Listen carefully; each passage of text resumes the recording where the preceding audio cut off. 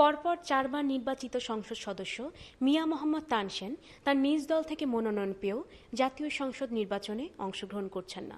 তিনি তার মনোনয়ন ফিরিয়ে দিয়ে মনোনয়ন প্রত্যাশী তরুণ নেতা শফিকুর রহমান শফিককে মনোনয়ন দেওয়ার জন্য দলীয় প্রধানের কাছে অনুরোধ জানিয়েছেন।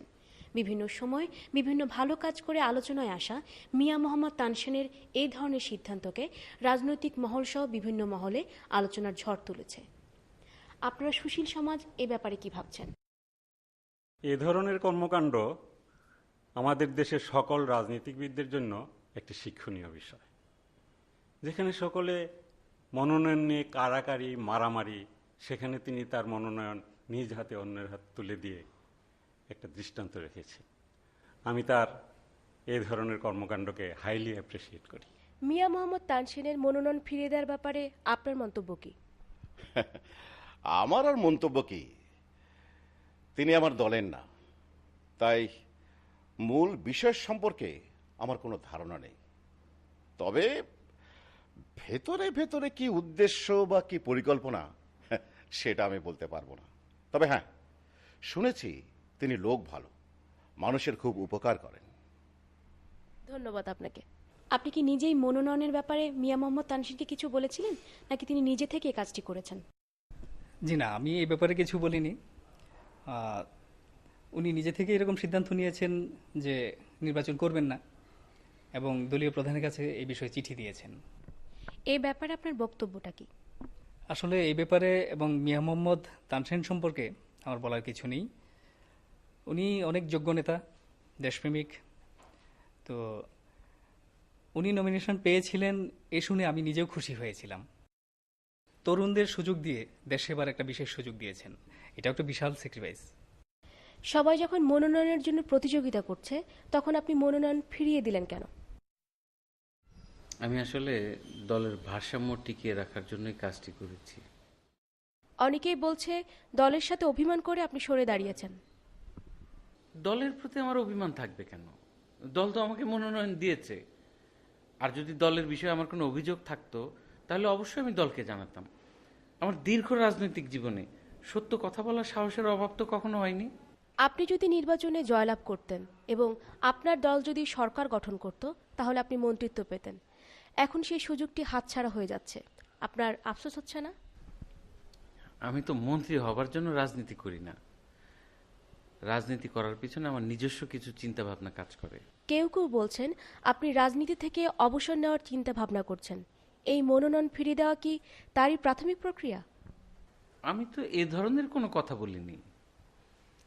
আমি নিজে নির্বাচনে না দাঁড়ালেও আমার দলের প্রার্থীর নির্বাচনী প্রচারণায় আমি সক্রিয়ভাবে অংশগ্রহণ করব, এবং যতদিন বেঁচে আছি ততদিন রাজনীতির সাথে সম্পৃক্ত থাকার চেষ্টা করব। কারণ আমি মনে করি মানুষের মুক্তির জন্য কাজ করতে হলে রাজনীতি একটি উত্তম পন্থা। আরেকটা কথা আপনাদের জানাচ্ছি, আমি খুব শীঘ্রই আত্মজীবনী লেখার কাজে হাত দিচ্ছি। আত্মজীবনী লেখার মতো বিরাট কোনো ব্যক্তিত্ব আমি না, সেটা আমি জানি। আমি আমার এই ছোট্ট বাংলাদেশের খুব সাধারণ একজন রাজনৈতিক কর্মী। তারপরেও লিখব দুটি কারণে। একটি হচ্ছে আমার আত্মতৃপ্তির একটা বিষয়, আর মূল যে কারণটি সেটি হচ্ছে নতুন যে প্রজন্ম রাজনীতির সাথে সম্পৃক্ত হচ্ছে, আমি মনে করি আমার এই দীর্ঘ রাজনৈতিক জীবনের অভিজ্ঞতার থেকে তারা উপকৃত হবে। আপনি কি শুধুমাত্র রাজনৈতিক জীবন নিয়ে লিখছেন, নাকি সমগ্র জীবন নিয়ে? আমি আমার সমগ্র জীবন নিয়ে লিখব। আমার ছেলেবেলা থেকে শুরু করে এখন পর্যন্ত সকল গুরুত্বপূর্ণ ঘটনাই তাতে থাকবে। ধন্যবাদ আপনাকে। দর্শক, 4 বার নির্বাচিত সংসদ সদস্য জনাব মিয়া মোহাম্মদ তানসেন নির্বাচন থেকে সরে দাঁড়ালেও রাজনীতির সঙ্গে যুক্ত আছেন। তিনি একটি আত্মজীবনীও লিখছেন, তাতে থাকবে তার জীবনের সমস্ত ঘটনা। সাবাতানি শারমিন। দেখেছো মা, তানসেন চাচা কত মহৎ আর কত ত্যাগী। হ্যাঁ, উনি ছাত্র জীবন থেকে এমন। ভার্সিটিতে থাকা অবস্থায় দেখেছি উনি নিজে না খেয়ে মানুষকে খাইয়েছেন। আজকাল এসব ত্যাগ ফেগের কোনো দাম নেই। এই মার্জিতর ভাবে কথা যদি না বলতে পারিস বলবি না। ওকে, আগামী দিনের মহান নেত্রী হবই তো। আমি তানসেন চাচার মতো হব।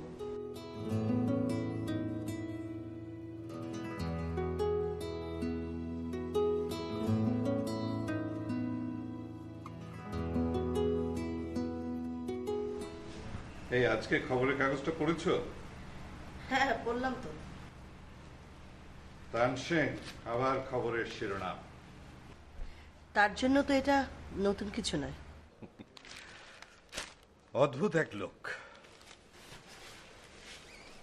আচ্ছা, এই যুগে এরকম লোক হয় নাকি? তুমি কি ভাবো সবাই তোমার মতো হবে? না, আমি সেরকম ভাবি না। তবে আমার মেয়ে যখন মাঝে মধ্যে তার কথা শ্রদ্ধা ভালোবাসায় স্মরণ করে, তখন মুহূর্তের জন্য হলেও আমার ইচ্ছে হয় তার মতো হতে, কিন্তু আমি পারি না। আচ্ছা, ভার্সিটিতে পড়ার সময় ভদ্রলোক তোমার কত বছরের সিনিয়র ছিলেন? হবে 3-4 বছরের। ভার্সিটিতে পড়ার সময় তুমি নাকি তার সাথে পলিটিক্স করতে? সে অল্প কদিন। চলো, খাবে চলো। সে কি প্রথম থেকে এরকম ছিল? হ্যাঁ, সবসময় তো মানুষের জন্যই কাজ করত। একবার জন্ডিস হয়ে এমন অবস্থা হলো, সবাই ভেবেছিল উনি তো বাঁচবেনই না। তারপরে কেমন করে জন্য বেঁচে গেল। এনিওয়ে, চলো খাবে তো, চলো।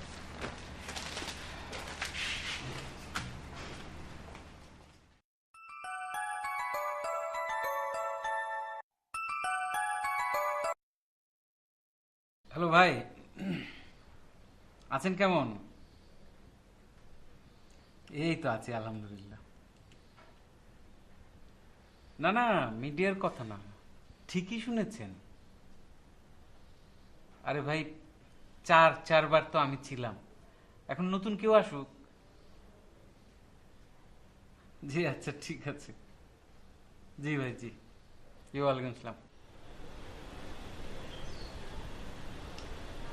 জয়নাল মিয়া, জি, আপনার ছেলেকে বলবেন আমার পিএস এর সাথে দেখা করতে, ওর সব কাগজপত্র নিয়ে। আমি আমার পিএস কে বলে রেখেছি। জি স্যার, আমি কালই ওকে পাঠিয়ে দিই। দবির, জি স্যার। তুমি অ্যাকাউন্টসে যাও, আপাতত 3 লাখ টাকা নিয়ে যাও। বাচ্চাদের সবার জন্য ঈদে নতুন জামা কাপড় কিনবে। আর এসএসসি পরীক্ষা দিচ্ছে যে ছেলে মেয়েরা, ওদের থেকে বাড়তি যত্ন নিতে হবে। আমি চাই না ওরা কেউ মনে করুক যে ওরা এতিমখানায় আছে। যার যেটা প্রয়োজন সে যেন সেটা পায়। আমি সামনের শুক্রবারে আসবো। জি স্যার, আমি সব কিছুই আপনার কথা মতো করে নেব।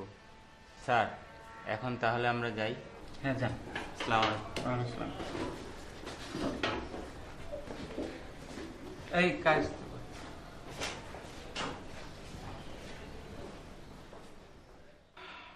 তোর বাবার শরীর কেমন? আছে মোটামুটি। চাকরি কেমন চলছে? জি ভালো। মন দিয়ে কাজ করিস, উন্নতি করতে পারবি। রুনুর বিয়ের কি তারিখ ঠিক হয়েছে? না, বাবা বলছিল আপনার কাছ থেকে জেনে নিতে কখন আপনার সময় হবে, সেভাবেই বিয়ের দিনটা ঠিক করবে। কি আশ্চর্য, আমার সুবিধা দিয়ে কি হবে? তুই ছেলে পক্ষের সাথে কথা বল, তোদের দুই পক্ষের যখন সুবিধা তখন দিন ধার্য কর, আমাকে বললেই হবে, আমি যাব। কারণ এই টাকাটা রাখ, রুনুর বিয়ের খরচ বাবদ তোর বাবাকে দিস।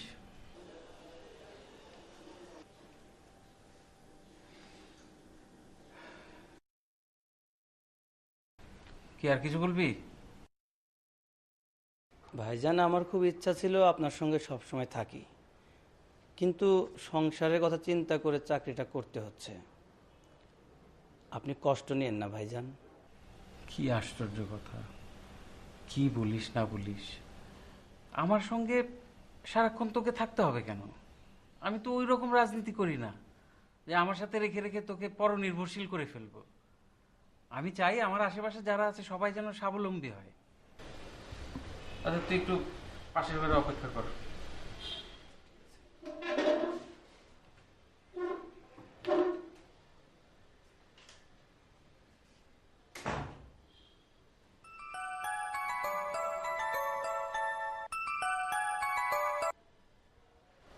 হ্যালো, কি খবর? ভালোই আছি। গতকাল তোমাকে টেলিভিশনে দেখেছি। বলো কি মনে করে? আচ্ছা, তোমার কি কখনোই কোনো বুদ্ধিশুদ্ধি হবে না? কেন হঠাৎ করে বুদ্ধির কথা কেন? তুমি নমিনেশন ক্যান্সেল করেছো কেন? এমনি। তোমাদের দলের অবস্থা এখন খুবই ভালো, এবার তোমরাই গভর্নমেন্টে যেতে, আর তোমার দল ক্ষমতায় গেলে তুমি অবশ্যই মিনিস্টার। আচ্ছা, তুমি এত বোকা কেন? আমি যদি চালাক হতাম তাহলে তো তুমি আর আমি একই ছাদের নিচে থাকতাম। আচ্ছা, তোমার কি খোঁচা মেরে কথা বলার অভ্যাসটা এখনো গেল না? আচ্ছা ঠিক আছে, আর খোঁচা মারবো না। এখন বলো, বাচ্চারা কেমন আছে? ভালোই। বিনতির তো ফাইনাল পরীক্ষা শেষ হলো, ছেলেটা তো পড়াশোনা একদমই করতে চায় না, সারাদিন বন্ধু বান্ধব আর আড্ডা নিয়ে ব্যস্ত থাকে। বিনতির পরীক্ষা কেমন হয়েছে? ও তো বললো ফার্স্ট ক্লাস পাবে। ও নিজে বলেছে? হ্যাঁ হ্যাঁ, বলেছে যখন তাহলে অবশ্যই পাবে। তুমি ওর জন্য দোয়া করো। সেটাও কি তোমার বলে দিতে হবে? না না, এমনিতেই বললাম আর কি। আচ্ছা, কালকে তুমি রিপোর্টার মেয়েটিকে জানি কি বলছিলে, আত্মজীবনী না কি জানি লিখবে? ও হ্যাঁ, তোমাকে তো বলা হয়নি। আমি আমার নিজের জীবনীটা লিখতে চাচ্ছি, তোমার কিন্তু হেল্প লাগবে। কি লিখবে জীবনীতে?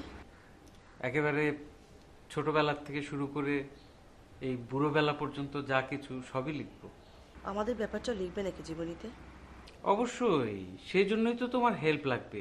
ধরো কোনো কিছু যদি আমি বাদ দিয়ে যাই বা আমার নজর এড়িয়ে যায়, সেটা তুমি ধরিয়ে দেবে। তুমি কি সিরিয়াসলি বলছো? রেশমা, আমি সিরিয়াসলি বলছি। এটা কি বলছো তুমি? তুমি যদি এগুলো লেখো তাহলে আমি মানুষের সামনে মুখ দেখাবো কি করে? এত বড় একটা বিষয় আমি অর্ণবের বাবার কাছে লুকিয়েছিলাম, সে জানলে সেই বা কিভাবে নেবে বলো? তোমার তো আর সংসার নেই। তাহলে বলছো যে আমার জীবনের এত বড় একটা ঘটনা এটা আমি বাদ দিয়ে যাব? অবশ্যই, অন্তত আমার কথা ভেবে হলেও বিষয়টা তোমাকে বাদ দিতে হবে। আমাকে তুমি ক্ষমা করো রেশমা। ওকে, শোনো, আমি সরাসরি তোমার সঙ্গে দেখা করতে চাই। ঠিক আছে, কালকে অফিসে আসো। না, আমি তোমার অফিসে যাব না, আমি তোমার বাসায় আসবো। ঠিক আছে, আসো। ওকে, বাই।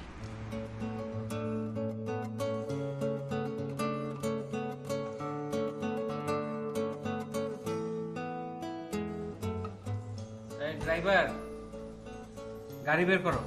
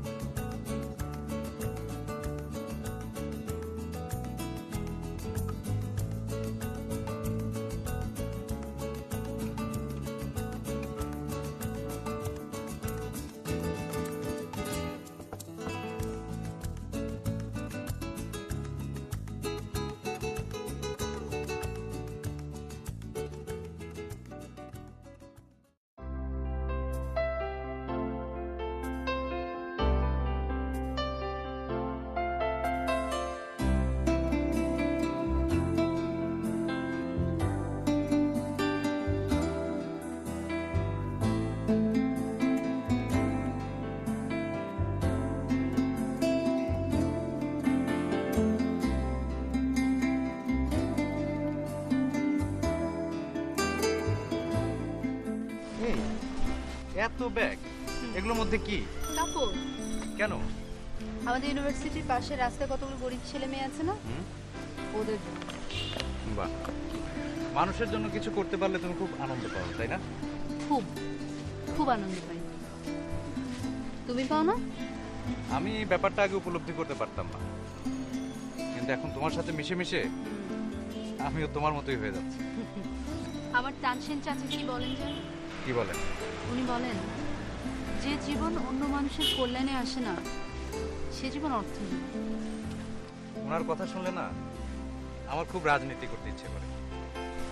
আচ্ছা, একদিন তোমাকে ওনার কাছে নিয়ে যাবো। অবশ্যই, কবে বলো? আমি ওনার সাথে কথা বলে তারপর তোমাকে জানাই। ঠিক আছে।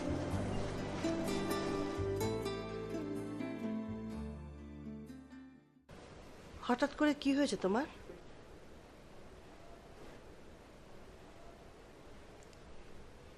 আমার কি হবে? আমার তো কিছু হয়নি, হয়েছে তোমাদের। আমি একটা আত্মজীবনী লিখবো, সেটাতেও তোমাদের সমস্যা? তোমার জীবনী লেখার সাথে তো আমাদেরকেও তুমি জড়িয়ে ফেলেছো। তুমি একবার ভেবে দেখেছো মানুষ যখন এসব জানবে তখন কোথায় গিয়ে দাঁড়াবে আমাদের পরিবারের মান সম্মান? আমার স্বামী কোথাও মুখ দেখাতে পারবে? এটা একটা সমস্যা, কিন্তু কি করব বলো? আমার জীবনে এরকম একটা গুরুত্বপূর্ণ ঘটনা বাদ দিয়ে যাব? আমি তোমার পায়ে পড়ছি, তুমি সব লেখো, কিন্তু আমাদের বিষয়টা বাদ দিয়ে লেখো। রেশমা, তোমাকে একটা কঠিন কথা বলি, তুমি বরাবরই শুধু নিজের দিকটা দেখো, এটা কিন্তু ঠিক না। এই শেষ। আমি আমি জীবনে আর কোনোদিন কোনো কিছুই চাইবো না তোমার কাছে।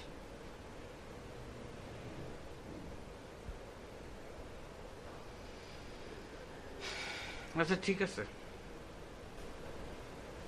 আমি একটু ভেবে দেখি। মানে কি? তুমি কি আমার কথা রাখবে না?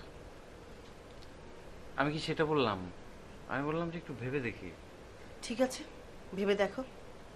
তবে আমিও তোমাকে বলে যাচ্ছি, তুমি যদি আমাদের কথা কোথাও লেখো, আমি সত্যি কিন্তু গলায় দড়ি দিয়ে মরব।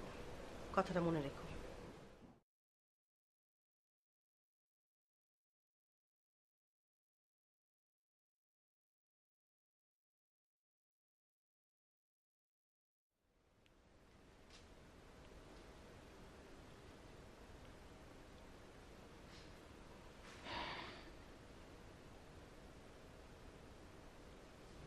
আসসালামু আলাইকুম ভাইজান।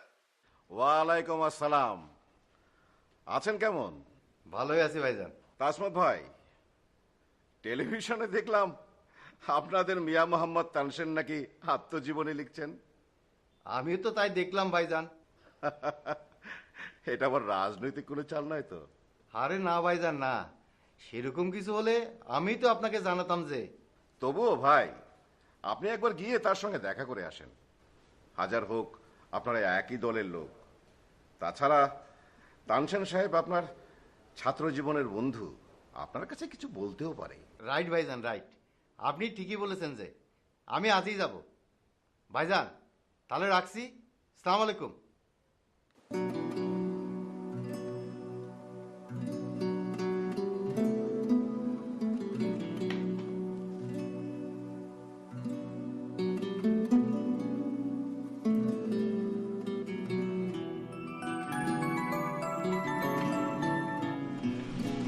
হ্যাঁ চাচা, কেমন আছো? ভালো আছি রে মা, আমার বাংলাদেশ মা। তুই আছিস কেমন বলতো? ভালো আছি। পরীক্ষা কেমন হলো? জি চাচা, ভালো হয়েছে। তোমার দোয়ায় অনেক ভালো হয়েছে। গুড। তোকে যে খুব দেখতে ইচ্ছে করছে রে মা। তোমার অফিসে চলে আসবো? আজকে থাক, কালকে আয়। আমি এখন একটু বের হব। ঠিক আছে, চলে আসবো। রাখি মা। হ্যাঁ, খোদা হাফেজ। আল্লাহ।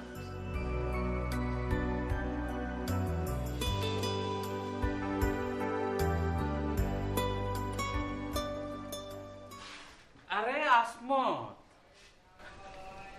কি করছো? বসো বসো।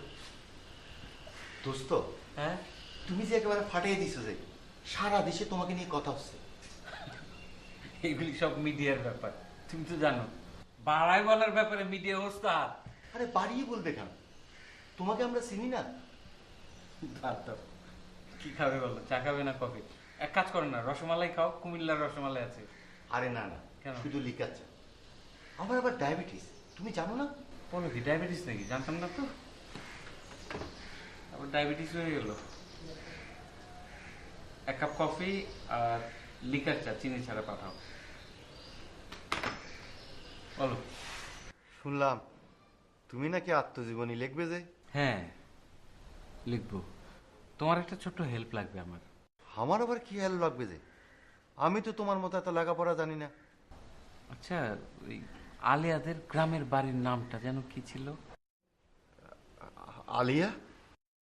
ওই যে তোমার বিয়ের আগে তোমার সাথে সাথে রাখতে, যাকে পরে বিদেশে পাঠিয়ে দিলে। হঠাৎ করে আবার তার কথা কেন যে? না, মেয়েটাকে তো তোমার বিয়ে করারও কথা ছিল, তোমার মনে আছে তো? সেটা তো অনেক দিন আগের কথা। তুমি তো দেখছি কিছু ভুলো নাই, হঠাৎ করে ওর কথা মনে পড়লো যে? দেখো আসমত, যাদের সাথে আমার খুব ঘনিষ্ঠতা ছিল তাদের মধ্যে তুমি অন্যতম। সুতরাং এই বিষয়গুলি তো আমার আত্মজীবনীতে আসবেই। তার মানে তুমি বলতে চাচ্ছ আমার চরিত্র খারাপ, আর এই কথাগুলি তুমি তোমার আত্মজীবনীতে লিখবে? আমি আসলে ঠিক এইভাবে বলতে চাচ্ছি না। আমি যেটা বলতে চাচ্ছি, যা যা ঘটেছিল এবং তার সাথে আমার যা সম্পৃক্ততা ছিল সেটাই সঠিকভাবে আমি লিখব, এর বাইরে কিছু না। আরে ভাই, তুমি পাগল হয়েছো যে? সাধারণ মানুষ এসব জানলে আমার প্রেস্টিজ থাকবে যে? তোমরা সবাই অপরাধগুলো গোপনই রাখতে চাও, তারপরেও কিছু না কিছু সাক্ষী তো থেকেই যায়। দেখো ভাই, সামনে নির্বাচন, তুমি যদি এসব লিখো তাহলে আমি যে পাশ করতে পারবো না যে। আমার কি স্বাধীনভাবে কাজ করার স্বাধীনতা থাকবে না? তুমি ভাই আমার এত বড় ক্ষতি করো না প্লিজ। তুমি আমার ছাত্র জীবনের বন্ধু ছিলে, প্লিজ আমার কথাটা ভাবো না ভাই। আচ্ছা ঠিক আছে, দেখা যাক কি হয়, তবে কোনো কথা দিতে পারছি না, আমাকে আর একটু ভাবতে হবে। একটু দেখো ভাই, আমি না হয় করে মাঠে মারা যাবো, তুমি অন্য সব বিষয় নিয়ে লেখো, তাতে আমার কোনো আপত্তি নেই, শুধু আমার বিষয়টা একটু বাদ দাও না। দেখি, ভেবে দেখি। ঠিক আছে, আমি তাহলে আসি যে। আরে চা খেয়ে যাবে না? না না, আরেকদিন খাবো।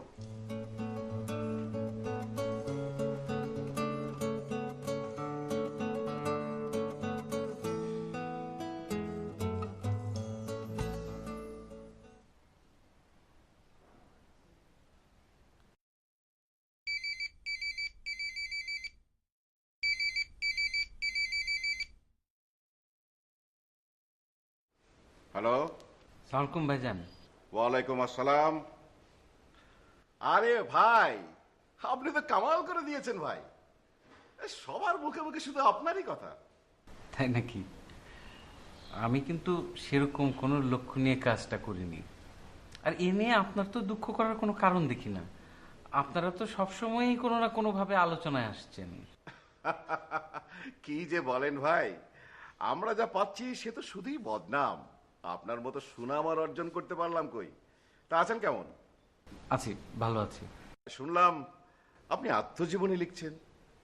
হ্যাঁ, আমি আসলে মূলত সেই কারণে আপনাকে ফোনটা করেছি। তাই নাকি? বলেন বলেন ভাই, এই মহৎ কাজে আমি আপনার কি কাজে লাগতে পারি বলেন। গত নির্বাচনের আগে আপনারা আমাকে প্রস্তাব দিয়েছিলেন আপনাদের দলে যোগ দেওয়ার জন্য। হ্যাঁ ভাই, বলেছিলাম তো, তখন তো আসলেন না। তখন ভাই হঠাৎ একথা জিজ্ঞেস করলেন কেন? আপনি বলেছিলেন আপনাদের দলে যোগ দিলে একটা মিনিস্ট্রির দায়িত্ব আমাকে দেওয়া হবে, আর নির্বাচনী খরচ বাবদ আপনারা টাকা দেবেন। কিন্তু সেই টাকার অঙ্কটা কত আমি ভুলে গিয়েছি, একটু বলবেন প্লিজ? হঠাৎ হঠাৎ একথা কেন জিজ্ঞেস করছেন ভাই? আসলে আমি যে জীবনীটা লিখব সেখানে এই ধরনের গুরুত্বপূর্ণ সকল ঘটনাই থাকবে। টাকার অঙ্কটা আমি মনে করতে পারছি না, সেই জন্য জানতে চাচ্ছি কত ছিল। তানসেন সাহেব, আপনার সম্পর্কে আমি যতটুকু জানি, আপনি কাউকে ব্ল্যাকমেল করার মতো লোক নন। আজ হঠাৎ এরকম আচরণ করছেন কেন আমি ঠিক বুঝতে পারছি না। ভাই বিশ্বাস করুন, কাউকে ব্ল্যাকমেল করার কোনো রকম ইচ্ছে আমার নেই। আমি শুধু সৎভাবে কিছু সত্য প্রকাশ করতে চাচ্ছি। রাজনীতির নামে কিছু লোক নোংরামি করবে, আর সেটা প্রকাশ করলেই সমস্যা। এই প্রক্রিয়াটা তো চলতে দেয়া যায় না। আপনি কি ভেবেছেন এত সহজে পার পেয়ে যাবেন? আমি লিখব, আপনারা যদি পারেন আমাকে ঠেকান, আমার চ্যালেঞ্জ থাকে।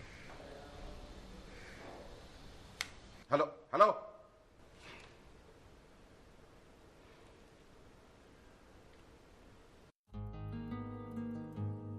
তানসেন যদি সত্যি সত্যি আমাদের ব্যাপারটা লিখে ফেলে তাহলে অবস্থাটা খুবই খারাপ হবে। আচ্ছা, তানসিন তো এমন ছিল না, হঠাৎ করে এমন করছে কেন?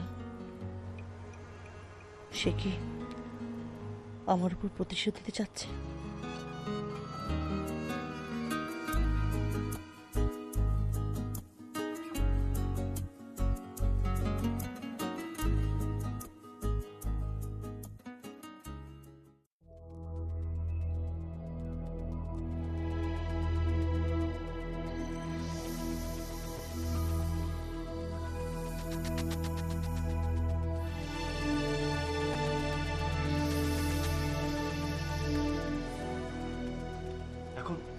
এখন কি করব বলেন যে?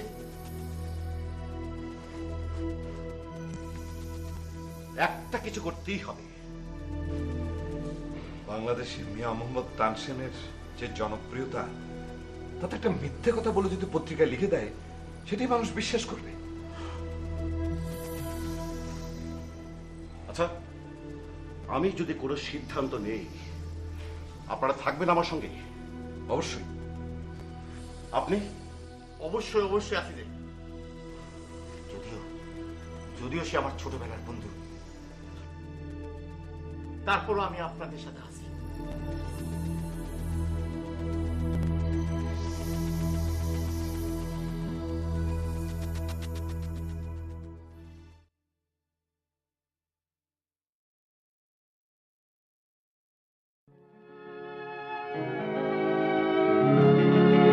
জীবনের অনেকটা পথ একলাই চলে এসেছি, জীবনের অনেকটা পথ একলাই চলে এসেছি। কি পেয়েছি আর কি পাইনি তার হিসাব করিনি কোনোদিন। শুধু চলার পথে দেখা দৃশ্যগুলো স্মৃতির ঘরেতে ধরে রেখেছি। জীবনের অনেকটা পথ একলাই চলে এসেছি।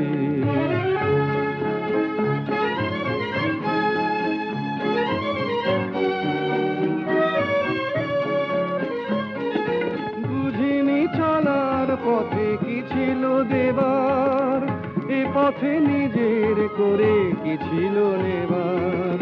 বুঝিনি চলার পথে কি ছিল দেবার, এ পথে নিজের করে কি ছিল নেবার। জানি চরণ আমার তবু থামেনি কোথাও, ভেবে কি দিয়েছি আর কি নিয়েছি। জীবনের অনেকটা পথ একলাই চলে এসেছি।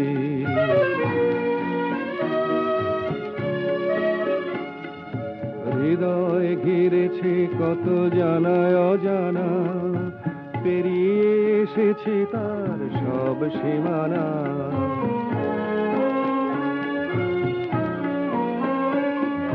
হৃদয় ঘিরেছে কত জানা অজানা, পেরিয়ে এসেছি তার সব সীমানা। নতুন নতুন কত মানুষ দেখে ভুলেছি কিছু কিছু রেখেছি একে। নতুন নতুন কত মানুষ দেখে ভুলেছি কিছু কিছু রেখেছি একে।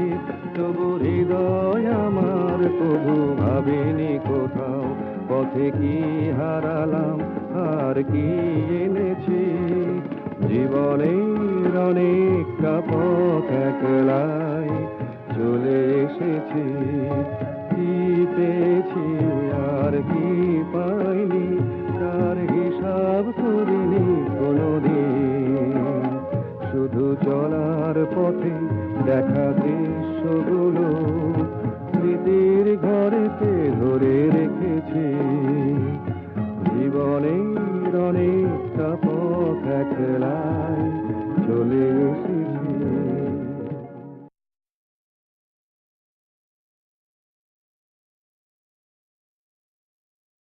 এই কি ব্যাপার, কেমন আছো তোমরা? আমরা ভালো আছি, এখন আরো ভালো আছি তোদেরকে পেয়ে। বাবা, আচ্ছা কি ব্যাপার বলতো, একদম ফোন দিয়ে এখানে চলে আসলি, কি দরকার আমাকে এত? কারণ নেক্সট ফ্রাইডে একটা কনসার্ট আছে চিনমত্রিতে, ইন্ডিয়ান আইডলের সব সিঙ্গার আসবে, ঢাকার কিছু ব্যান্ড দল আছে, আমরা সবাই যাচ্ছি। তো আমাকে কি করতে হবে? কি করতে হবে আবার? তোরাও যাবি আমাদের সঙ্গে। শোন, কালকে সকালে নুশাকে 4000 টাকা দিয়ে যাবি, ও আবার বিকেলে টিকিট আনতে যাবে। এমনিতেই টিকিট পাওয়া যাচ্ছে না। নুশার এক বড় ভাই আছে, তার সাথে আয়োজকদের খুব ভালো খাতির, তাকে ধরেই আমি টিকিটটা ম্যানেজ করছি। তোরা কি জানিস এদেশের কতজন মানুষ এখনো না খেয়ে বিনা চিকিৎসায় মারা যায়?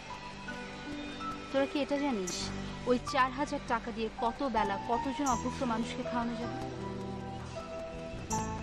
তোদের এসব গান বাজনা নাচানাচির চেয়ে ওই টাকাটা যদি আমি অভুক্ত মানুষগুলোর জন্য খরচ করতে পারি, আমি অনেক বেশি আনন্দ পাবো।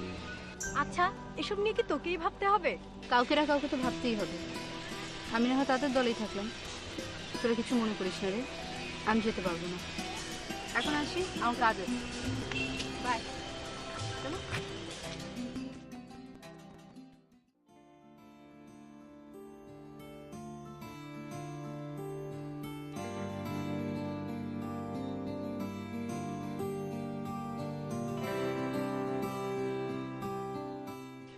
রেজাল্ট বের হওয়া না পর্যন্ত কি করবে?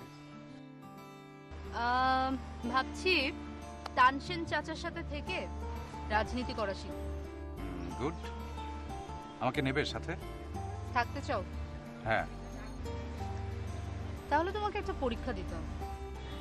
এই মাত্র তো পরীক্ষা একটা দিলাম, আবার পরীক্ষা দিতে হবে কেন? আরে বলো কি, মিয়া মোহাম্মদ তানসেনের সাথে তুমি রাজনীতি করতে চাও আর পরীক্ষা দেবে না? দূর, তুমি আমাকে সাথে করে ওনার কাছে নিয়ে যাবে, তারপরে ওনাকে বলবে যে আমি হচ্ছি তোমার ইয়ে, তাহলেই তো আর পরীক্ষা দিতে হবে না। কি তুমি আমার কি ইয়ে? কি বলো, তুমি আমার কি? ইয়ে মানে ইয়ে? কি? আশ্চর্য, এত কিছুর মানে জানো আর ইয়ের মানে জানো না? না আমি জানি না, আমি তোমার মুখ থেকে শুনতে চাই। ইয়ে মানে হচ্ছে প্রিয় মানুষ। ইয়ে মানে যে প্রিয় মানুষ, সেটা আমি বাপের জন্য শুনি। কখনো শোনোনি, সেজন্যই তো এখন শোনালাম। আর বলতে হবে না। শোনো, কালকে ঠিক 8:30টার মধ্যে তুমি ক্যাম্পাসে চলে এসো। 9টার সময় তোমাকে আমি তানসেন চাচার কাছে নিয়ে যাব। ওনার কাছে রিপোর্টিং কিন্তু 9টায় 1 মিনিটও লেট করা যাবে না, ঠিক আছে? উনি আমাদের জন্য ওয়েট করবেন। উনি তোমাকে অনেক বেশি ভালোবাসেন না? উনি আমাকে ভীষণ ভালোবাসেন। আমার যদি কখনো খুব মন খারাপ থাকে, ওনার সাথে কথা বলে আমার মন ভালো হয়ে যায়। জানো, উনি না আমাকে বাংলাদেশ বলে ডাকেন। মাতৃভূমির নামে ডেকে উনি বোঝাতে চান যে উনি আমাকে কতটা ভালোবাসেন। একজন মানুষ তো তার মাকে আর মাতৃভূমিকে সবচেয়ে বেশি ভালোবাসে, তাই না?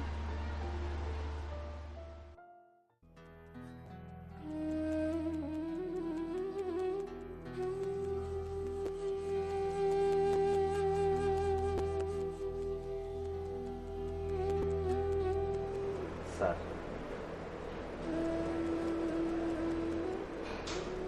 জামশেদ স্যার, আপনাকে একটা কথা বলি। কি কথা? বিভিন্ন জায়গা থেকে শোনা যাচ্ছে আপনার পেছনে শত্রু লেগে গেছে স্যার।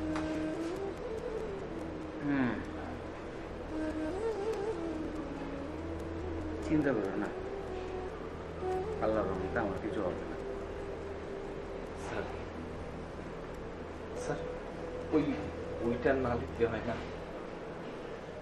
যত সমস্যা ওই বইটা লেখা নিয়ে। স্যার, আপনার যদি কিছু হয় স্যার, তাহলে আমরা এতিম হয়ে যাবো স্যার।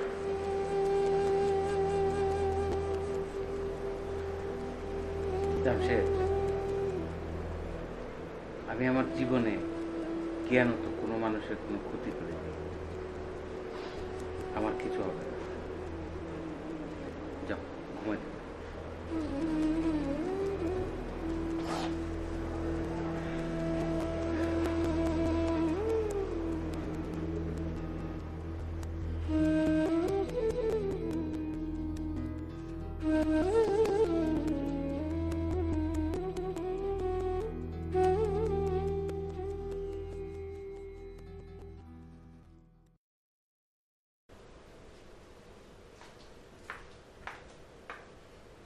বাবা, আমি তোমার সাথে কিছু কথা বলতে চাই।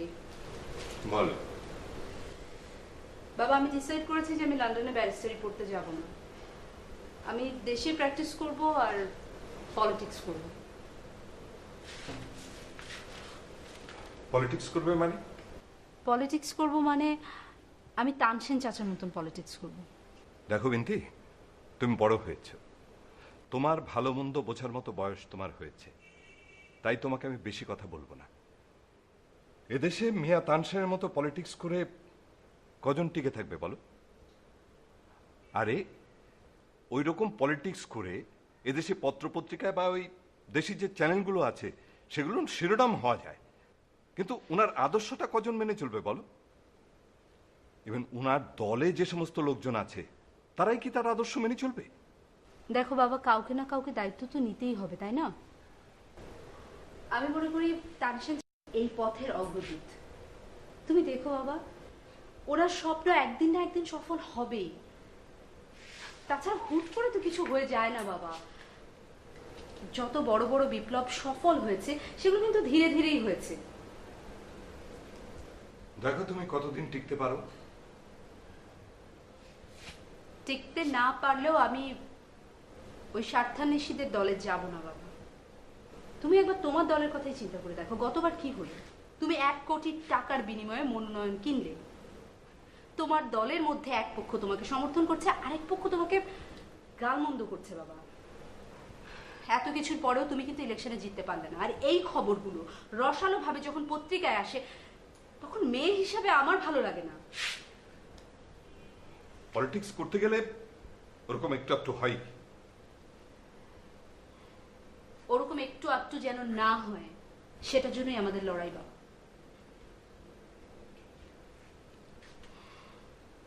ঠিক আছে, দেখো তুমি কি করতে পারো, আমি তোমার কাজে বাধা দেব না।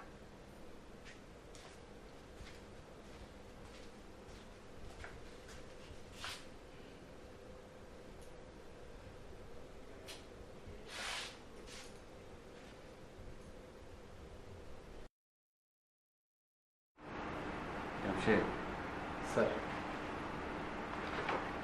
রাখো, তুমি পরে। কেমন আছেন ইন্সপেক্টর সাহেব? জি স্যার, আপনাদের দয়া ভালোই আছে। বলুন, কি ব্যাপার? স্যার, আমাদের গোয়েন্দা বিভাগের কাছ থেকে একটা খবর এসেছে। ইদানিং কে বা কারা আপনার উপর নজর রাখছে। বিষয়টা আপনাকে অবহিত করতে আসলাম স্যার। কারা আমার উপর নজর রাখছে সেটা কি আইডেন্টিফাই করতে পেরেছেন? না, এখনো করা যায়নি, তবে স্যার আমরা জোর তদন্ত চালাচ্ছি। আশা করছি শীঘ্রই একটা ফলাফলও পাব। আপনি স্যার একটু সাবধানে থাকবেন। ইন্সপেক্টর সাহেব, আল্লাহ সহায় থাকলে কে কি করবে? তারপরেও স্যার একটু সাবধানে থাকবেন। আমাদের পক্ষ থেকে আমরা সর্বাত্মক চেষ্টা করব। তাহলে স্যার আজকে উঠছি।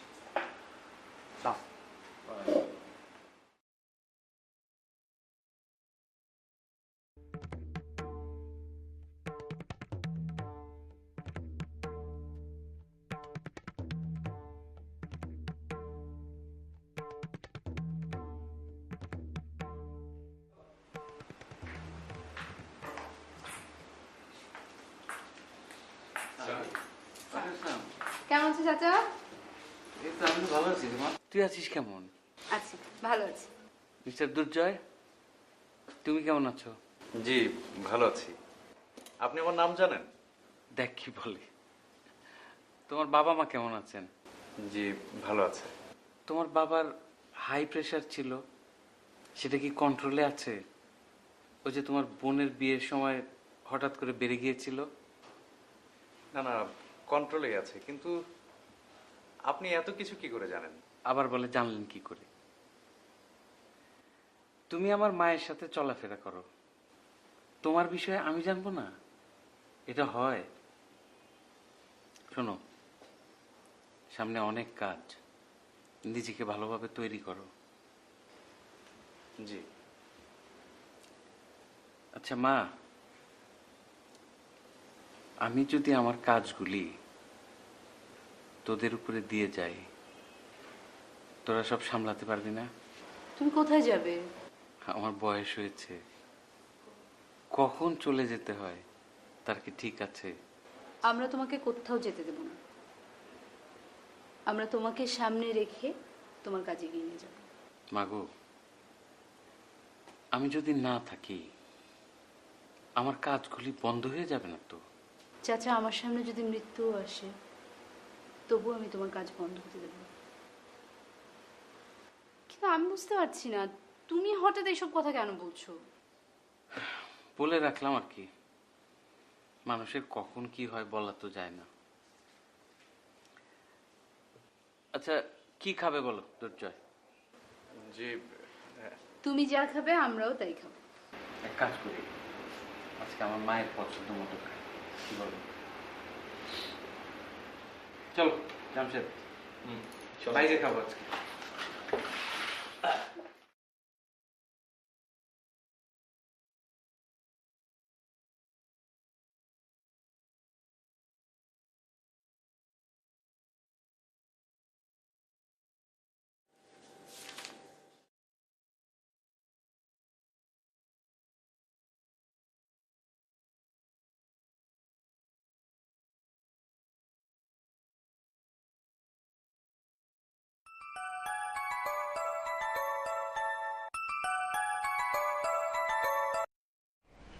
হ্যালো।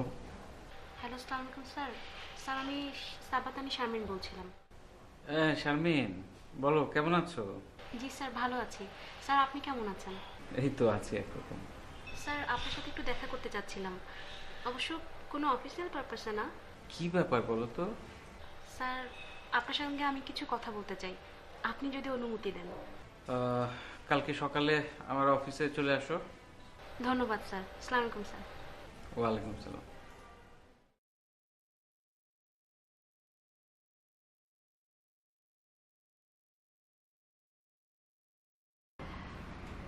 মা, তুমি কি দুর্জয়ের ব্যাপারে বাবার সাথে আলাপ করেছিলেন? করেছিলাম, কিন্তু তোর বাবা তো রাজি হচ্ছে না রে। মা, আমি আসলে তোমাদেরকে একদম কষ্ট দিতে চাই না,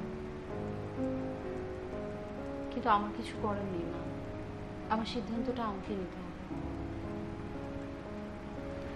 বিশ্বাস করো মা, আমি কিন্তু তোমাদের সত্যি কোনো কষ্ট দিতে চাই না। পাগল মেয়ে, কে বলেছে আমি কষ্ট পেয়েছি? শোন, তোকে আমি গর্ভে ধারণ করেছি, তোর আদর্শ সম্পর্কে আমার ধারণা আছে। হ্যাঁ, তোর আদর্শের প্রতি আমার যথেষ্ট শ্রদ্ধা আছে। মা, তুমি এত ভালো মা। পাগলি।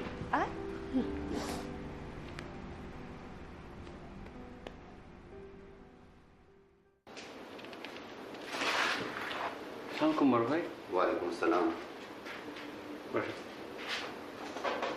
কেমন আছো তানসেন? জি ভালো। কি খাবেন ভাই? কিছু খাবো না তানসেন, তোমার সাথে কিছু জরুরি কথা বলতে এসেছি। জি ভাই বলেন। তোমাকে আত্মজীবনী লেখার কাজ বন্ধ করতে হবে। কেন ভাই? তুমি অনেক পুরনো এবং অভিজ্ঞ রাজনীতিবিদ, তুমি ভালো করেই জানো বইটা লিখলে কি সমস্যা হতে পারে। কিন্তু ভাই, আমি তো ঠিক করে ফেলেছি যে বইটা লিখব। তার মানে তুমি আমার কথা শুনছো না?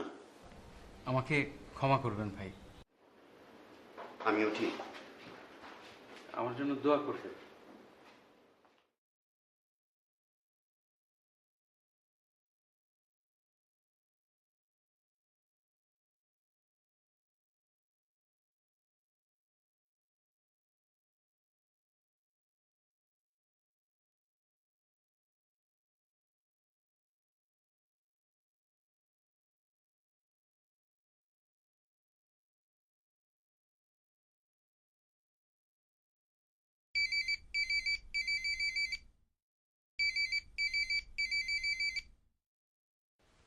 হ্যাঁ, কি খবর আসল ভাই?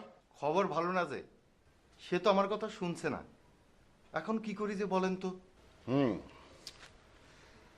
আমার মাথায় কিছু ঢুকছে না। আচ্ছা ঠিক আছে, আমি আরেকটু ভেবে দেখি। শোনেন, এখন গোয়েন্দা বিভাগ খুব তৎপর। এমন কিছু করা যাবে না যে পরে আবার বিপদে পড়তে হয়, বুঝতে পারছেন তো? ঠিক আছে ভাইজান, কোনো উপায় বেরোলে আমাকে বলতে ভুলবেন না যেন। যে জানাবো।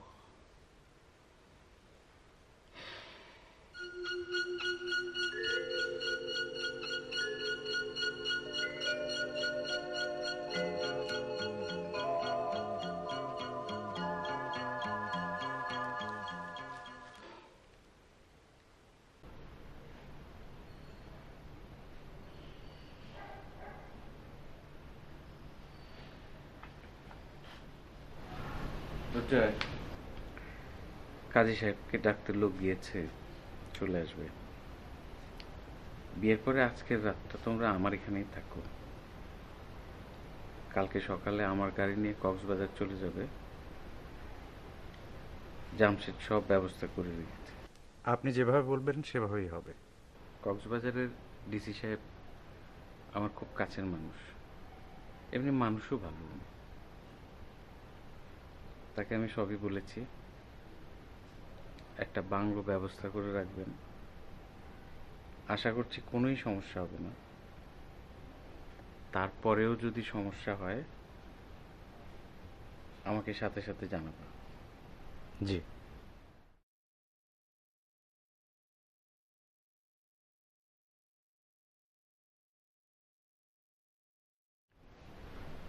বিয়ে হচ্ছে কিন্তু বাবা মা কেউ উপস্থিত নেই, মন খারাপ হচ্ছে না?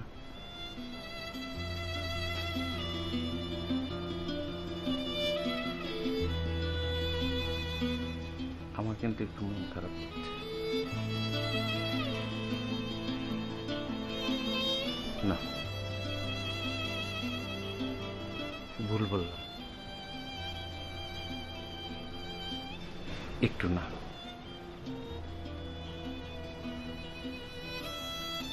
অনেক বেশি মন খারাপ হচ্ছে।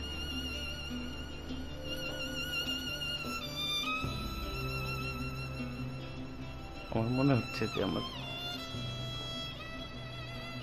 নিজের মেয়ের বিয়ে হচ্ছে।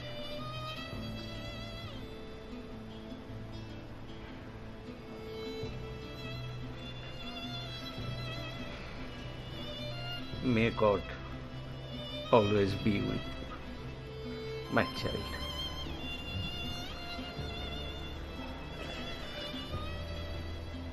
ভালো থাকিস না।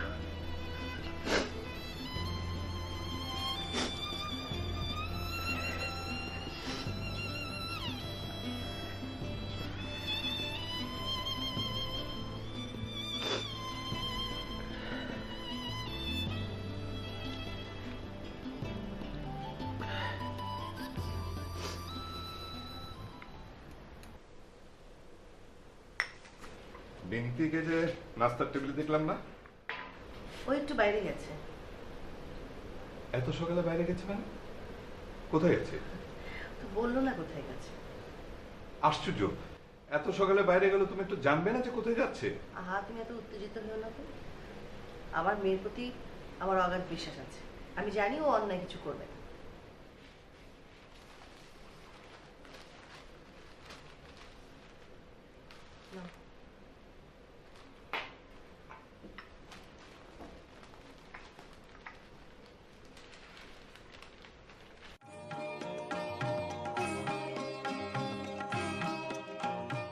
আমাদের বাংলাদেশটা খুব সুন্দর, তাই না? হ্যাঁ, ঠিক তোমার মতো। আমি বুঝি এত সুন্দর? তুমি সুন্দর এটা বিশ্বাস হয় না? তাহলে আয়নাটা বের করে নিজেকে দেখো।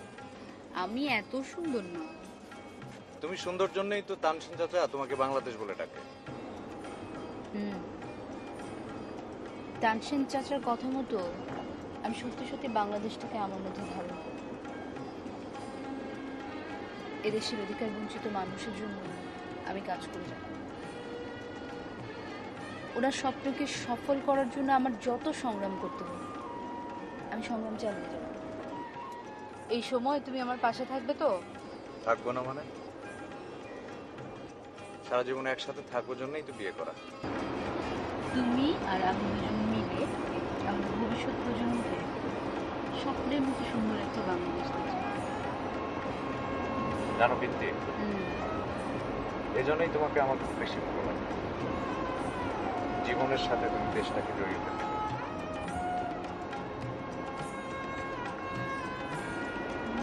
তো সামনে নেমে কোথাও একটু চা খাই। ড্রাইভার ভাই, একটা চায়ের দোকান পেলে একটু জানাবেন। বলো শারমিন, তোমার জন্য কি করতে পারি? স্যার, আপনার সাথে আমি কিছু আনঅফিশিয়াল কথা বলতে চাই। কি ব্যাপারে? স্যার, আপনার ব্যক্তিগত জীবন সম্পর্কে। আমার ব্যক্তিগত জীবন? কেন? স্যার, ব্যক্তিগতভাবে আপনাকে আমি ভীষণ শ্রদ্ধা করি, পছন্দও করি। যতবারই আপনার কোনো ইন্টারভিউ নিয়েছি ততবারই আপনাকে নতুনভাবে চিনেছি, জেনেছি, আপনার আরও ভক্ত হয়ে গেছি। তাই আপনার সম্পর্কে জানার আগ্রহটা দিন দিন বেড়ে গেছে। আপনাকে নিয়ে যত রিপোর্ট আমি করেছি প্রত্যেকবারই ম্যানেজমেন্টকে অনুরোধ করে আমি অ্যাসাইনমেন্টগুলো নিয়েছি। আর কোনো কারণ নেই। ঠিক আছে, বলো কি জানতে চাও। তার আগে বলো কি খাবে, চা না কফি? কফি। কফি।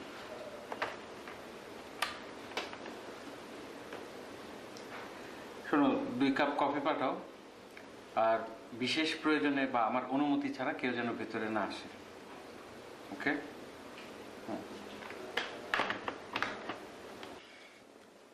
এবার বলো তোমার কি জানার আছে।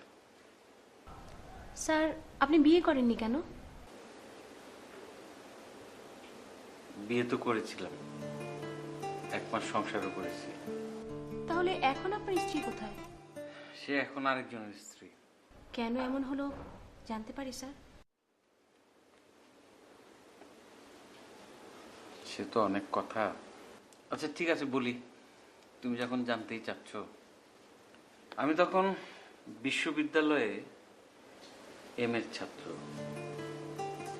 ছাত্র রাজনীতি করি, ছাত্র সংসদের সাধারণ সম্পাদক ছিলাম। খুবই ব্যস্ত, এখানে সেখানে বক্তৃতা দিয়ে বেড়াচ্ছি।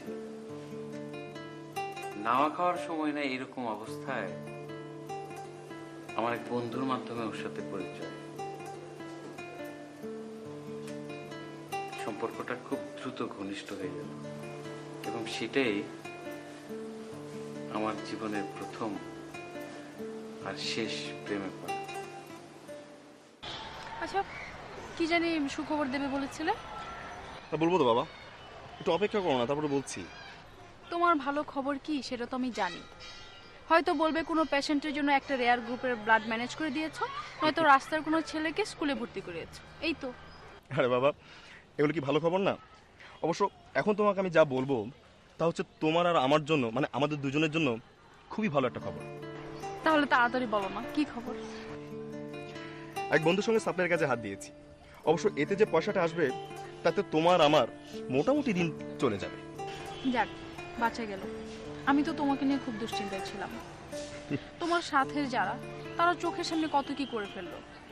তোমার সংসদের জসিম ভাই নতুন গাড়ি কিনেছে, নবী ভাইয়েরা নাকি নতুন দলে যোগ দিয়েছে, যেরকম টাকা সেরকম ক্ষমতা। এই নবী ভাইয়েরা নাকি ওপেন আর্মস নিয়ে ঘুরে বেড়ায়, সরকারি দলের বলে কেউ কিছু বলে না। রেশমা, আমি তোমাকে একটা কথা জিজ্ঞেস করব, জবাব দেবে? বলো। এই যে আমি মানুষের ভালো কিছু করার জন্য চেষ্টা করি, তোমার ভালো লাগে না? হ্যাঁ লাগে, কিন্তু তাই বলে আমাদের নিজেদের জন্য কিছু ভাবতে হবে না? এই জন্যই তো আমি ব্যবসা শুরু করেছি। অবশ্য এতে যা হবে তাতে কিন্তু আমাদের সন্তুষ্ট থাকতে হবে। প্লিজ, আমি অন্যায় কোনো কাজ করতে পারবো না রেশমা। ওকে স্যার, আপনাকে অন্যায় কিছু করতে হবে না। আপনার যা আছে আমি তাই নিয়েই সন্তুষ্ট থাকার চেষ্টা করব। এখন বলো, আমাদের বিয়েটা কবে হবে? বিয়ে আজই হবে না, মানে তুমি যদি রাজি থাকো আর কি। থাক, আজই বিয়ে হতে হবে না। আমার অনার্স ফাইনাল শেষ হতে আরো 1 বছর বাকি। সেক্ষেত্রে তুমি নিজেকে প্রস্তুত করার জন্য আরো 1 বছর সময় পাচ্ছ। Thank you madam. এর মধ্যে আমার ব্যবসাটা দাঁড়িয়ে গেল আর আমি পলিটিক্স করার জন্য একটু সুবিধাও পেলাম। আচ্ছা, তুমি যদি কখনো মন্ত্রী হও তাহলে তো আমরা দামি বাড়ি গাড়ি অনেক সুবিধা পাবো, তাই না? পাবো, কিন্তু নেব না। কেন? আরে বাবা, ততদিনে ইনশাল্লাহ আমাদের সবকিছু হয়ে যাবে না? আর ওই জনগণের ট্যাক্সের টাকা বিলাসিতা করার কোনো মানে আছে বলো? তা অবশ্য ঠিক। ঠিক আছে। তাহলে চলো আমরা কিছু খাই। চলো।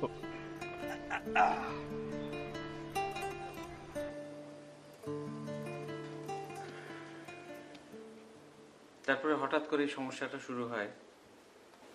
পরদিন বিকালে রেশমা আমার কাছে আসে। আর শোনো, তোমাদের দুজনের দায়িত্ব হচ্ছে তোমরা এখন হলে যাবে। হলে গিয়ে 500 পোস্টার সমস্ত হলে লাগিয়ে দেবে।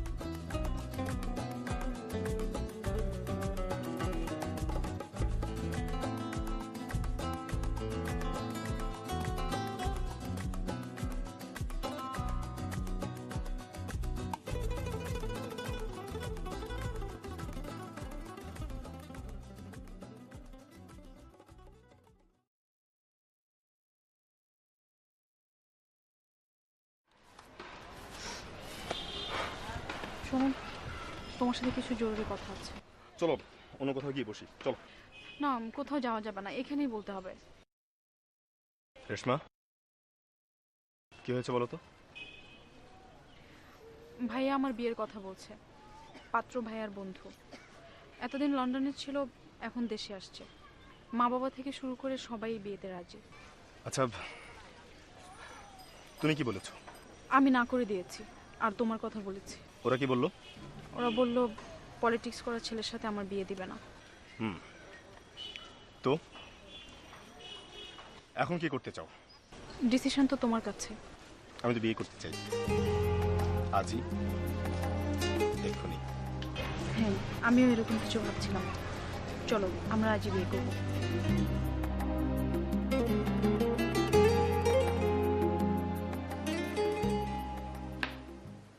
আমরা সেই রাতে বিয়ে করলাম।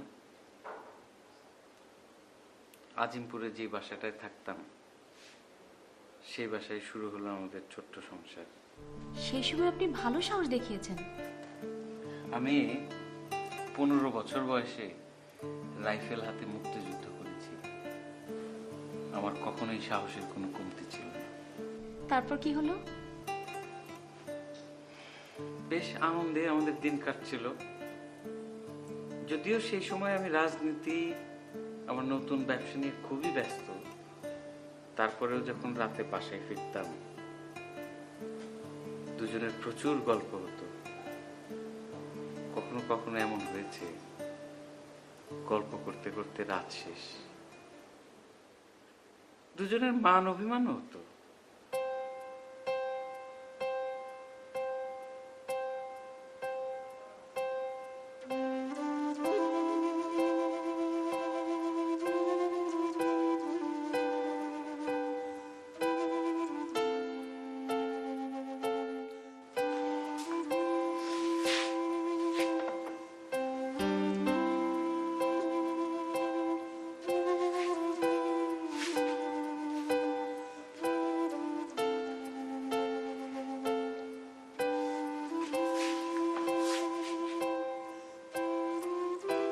রেশমা, খিদে পেয়েছে, খাবার দাও।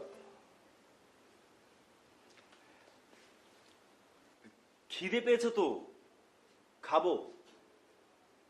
কেন? যেখান থেকে এসছো সেখানে খাবার দেয়নি? তাহলে কি বাইরে থেকে খেয়ে আসবো? যাও, প্রতিদিন তুমি রাত করে বাড়ি ফেরো কেন? ক্ষমা চাচ্ছি। এই কথা তো প্রতিদিনই বলো। তাহলে যাই, বাইরে থেকে খেয়ে আসি। যাও। সত্যি সত্যি যাব? হ্যাঁ, সত্যি সত্যি যাও। একা একা থাকতে পারবে তো? খুব ভালোভাবেই পারবো, যাও তুমি। আচ্ছা আচ্ছা, ঠিক আছে, যাচ্ছি। কি হলো? কোথায় যাচ্ছো? খাবার দেবে? তুমি এত রাত করে ফেরো কেন? আমার রেশমা। চলো। চলো।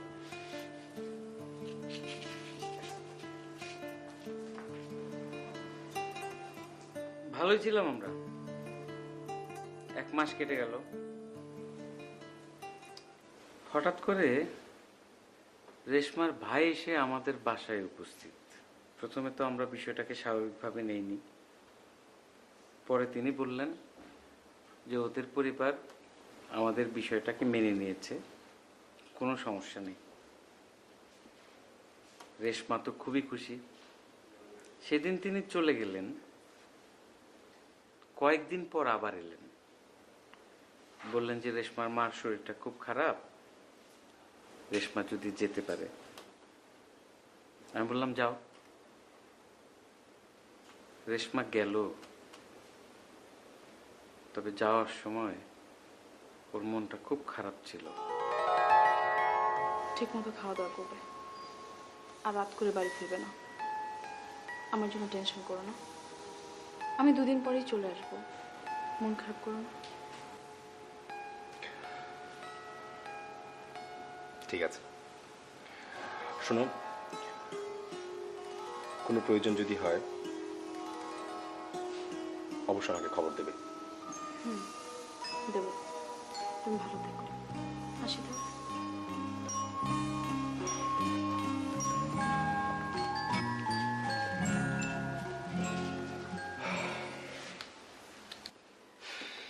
কিন্তু 2 দিন পর রেশমা এলো না।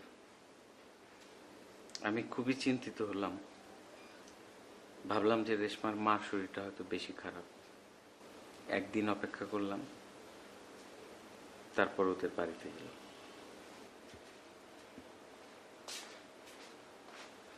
আসসালামু আলাইকুম ভাইয়া। বসো বসো। ওয়ালাইকুম সালাম। তানসেন, আজকে তোমাকে কিছু গুরুত্বপূর্ণ কথা বলবো। আশা করি আমার কথাগুলি বোঝার মতো যথেষ্ট জ্ঞান তোমার আছে। তাছাড়া তুমি রাজনীতি করার ছেলে, অন্য সবার চেয়ে যথেষ্ট জ্ঞান বিবেচনা তোমার অনেক বেশি। ভাইয়া, যা বলবার একটু খোলাখুলি বললে ভালো হয়। আসলে কথা হচ্ছে, রেশমা তার ভুল বুঝতে পেরেছে, তাই সে তোমার সাথে যেতে চাচ্ছে না।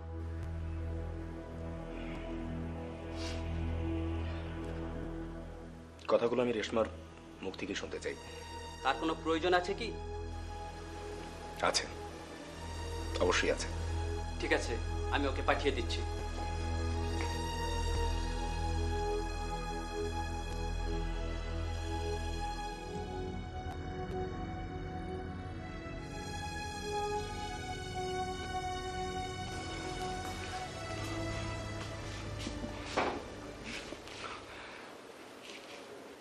রেশমা, তোমার ভাই যা বলে গেল তা কি সত্যি? হ্যাঁ, আমারও মনে হচ্ছে যে আমরা কাজটা ঠিক করিনি। পরিবারের সবার মনে কষ্ট দিয়ে আসলে আমরা সুখী হতে পারবো না।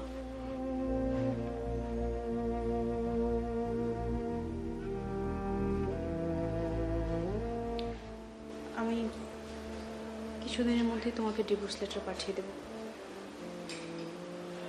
না, তার দরকার হবে না।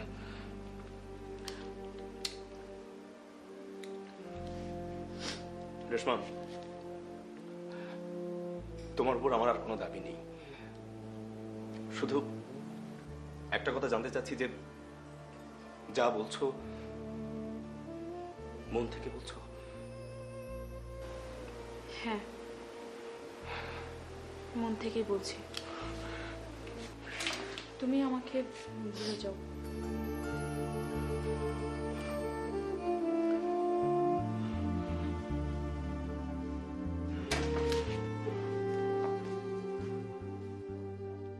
আর কোনো কথা না বলে সেখান থেকে চলে এলাম।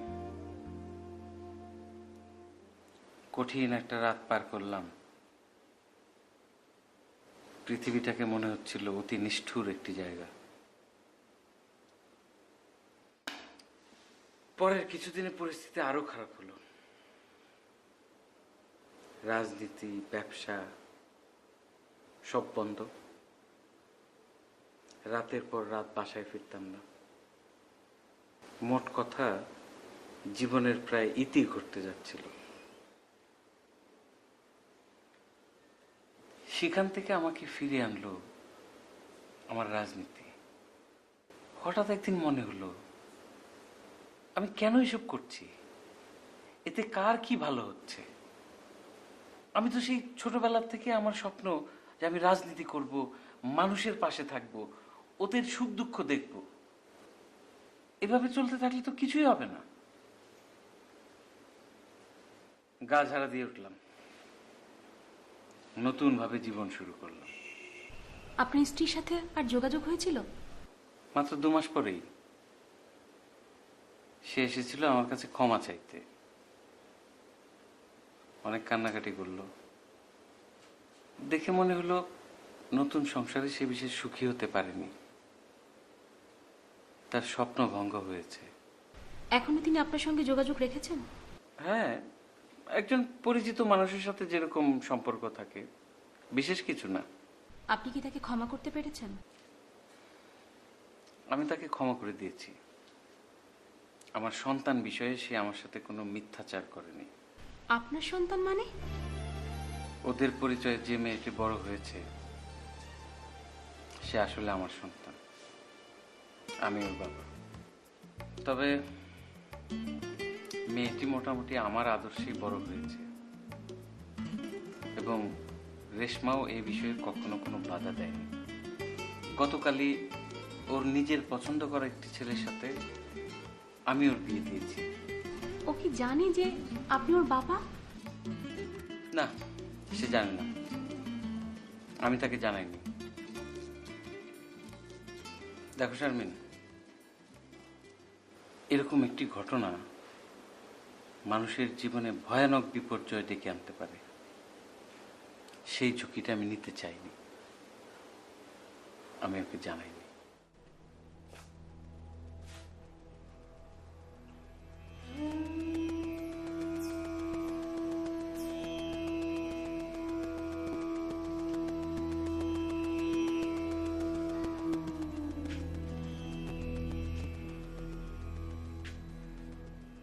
মানুষ যখন জানবে যে আমার মতো একজন ব্যবসায়ীর মেয়েকে একটা চাল চলহির ছেলে বিয়ে করেছে, তখন আমার প্রেস্টিজটা কোথায় থাকবে বলো? তুমি এত উত্তেজিত হও না তো, তোমার প্রেশারটা আবার বেড়ে যাবে। বারো আমার প্রেশার। ওই মেয়েকে আমি ত্যায্য করবো, আর ওই ছেলেকে সারা জীবন আমি জেলের ভাত খাওয়াবো।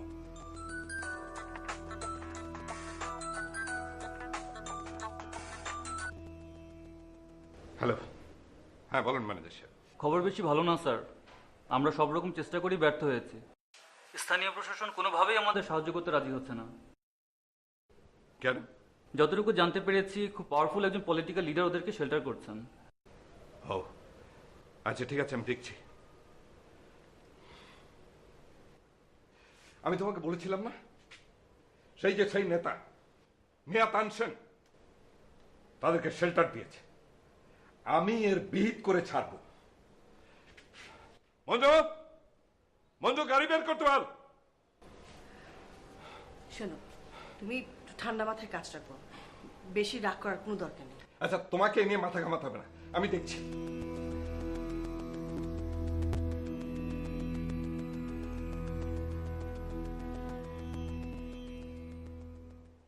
বলুন সোমান সাহেব, আপনার জন্য আমি কি করতে পারি? দেখুন তানসেন সাহেব, আজ আমি আপনার কাছে একজন পিতা হিসেবে এসেছি। আমার বড় মেয়েটা একটা ভুল করে ফেলেছে। মানে চাল চুলোহীন একটা ছেলেকে বিয়ে করে ও এখন কক্সবাজারে। আমি যতদূর জানি আপনি ব্যাপারটা জানেন। তা আমাকে এখন কি করতে হবে? দেখুন, এই ব্যাপারটা আমার মান সম্মান নিয়ে টান দিয়েছে। মানে ওরা এইভাবে বিয়ে করেছে বলে? তো এক কাজ করুন না, ভালোভাবে আয়োজন করে বিয়েটা দিয়ে দিন। এখনো তো কেউ সেভাবে জানে না। একটা কপটহীন ছেলের সঙ্গে আমার মেয়ের বিয়ে দেব? আচ্ছা, আমার মান সম্মানটা কোথায় গিয়ে ঠেকবে একবার ভেবে দেখেছেন আপনি?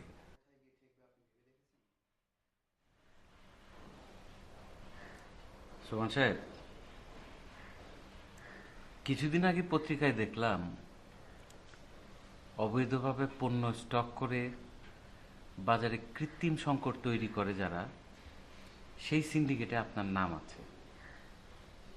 তাতে আপনার মান সম্মান যায় না? রাজনীতির নামে ব্যবসা করার জন্য দলীয় টিকিট পেতে কোটি কোটি টাকা খরচ করেন। দাগী খুনি সন্ত্রাসীদের সাথে একই মঞ্চে দাঁড়িয়ে বক্তৃতা করেন, তখন আপনার মান সম্মান যায় না? আজকে একটি মেয়ে তার পছন্দের একটি ভালো ছেলেকে বিয়ে করেছে, তখন আপনার মান সম্মান চলে যাচ্ছে? আপনার মতো বিত্ত বৈভব ছেলেটির নাই,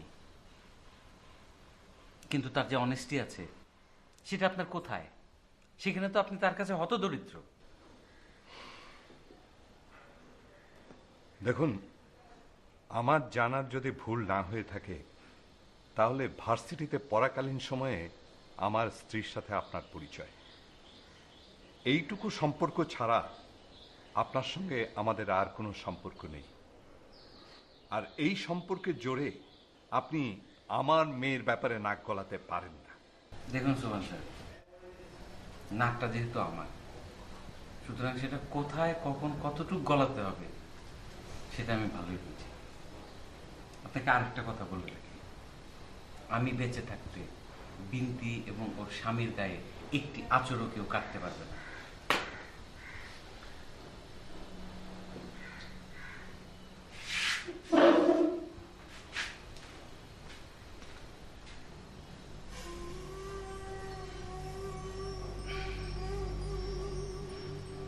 জামশেদ,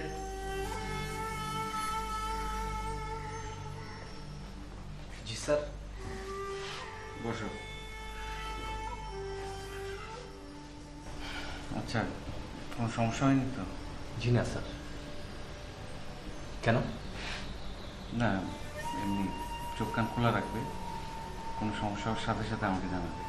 স্যার, আপনি কোনো চিন্তা করবেন না, আমি ওদের দুজনের সিকিউরিটির সমস্ত ব্যবস্থা করেছি, ওদের কোনো অসুবিধা হবে না।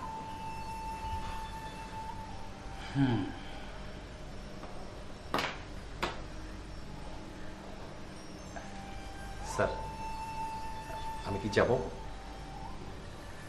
যাও।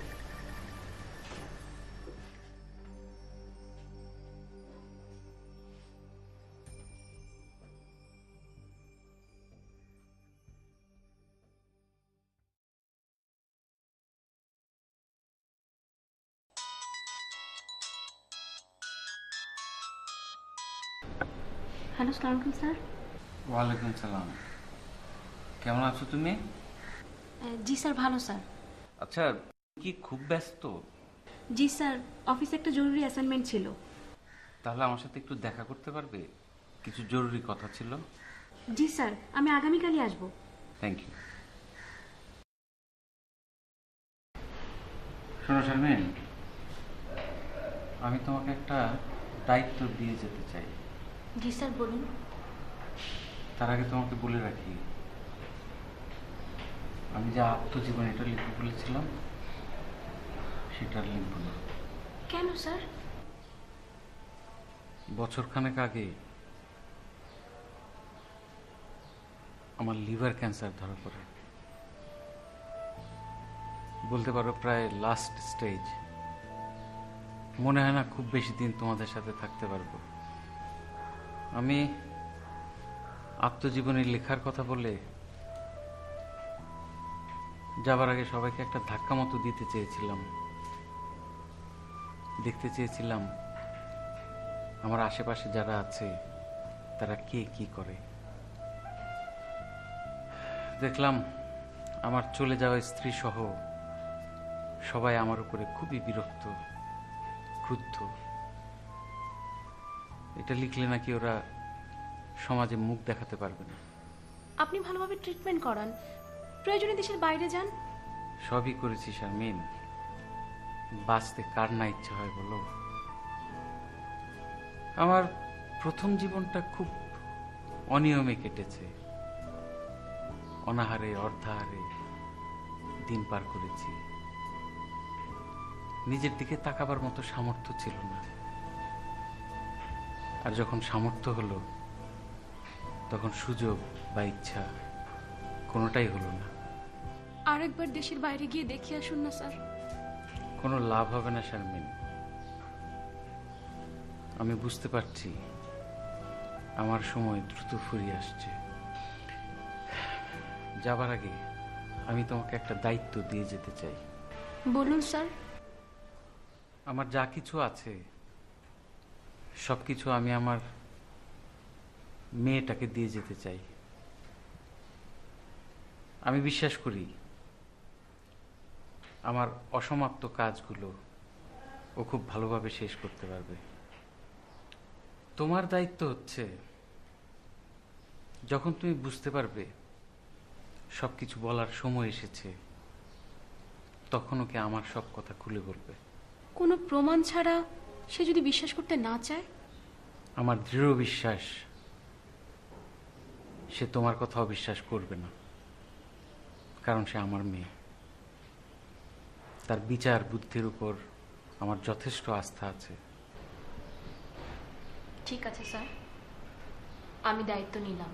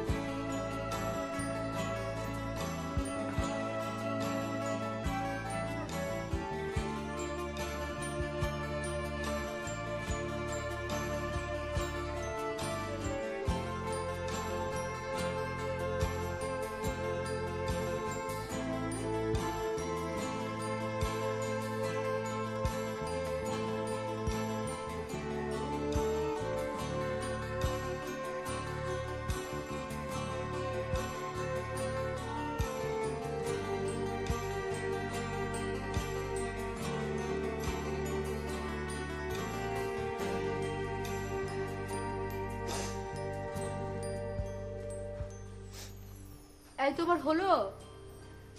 এই তো, আমি তো অনেক আগে রেডি হয়ে তোমার পাশে দাঁড়িয়ে আছি। চলো চলো, এসো।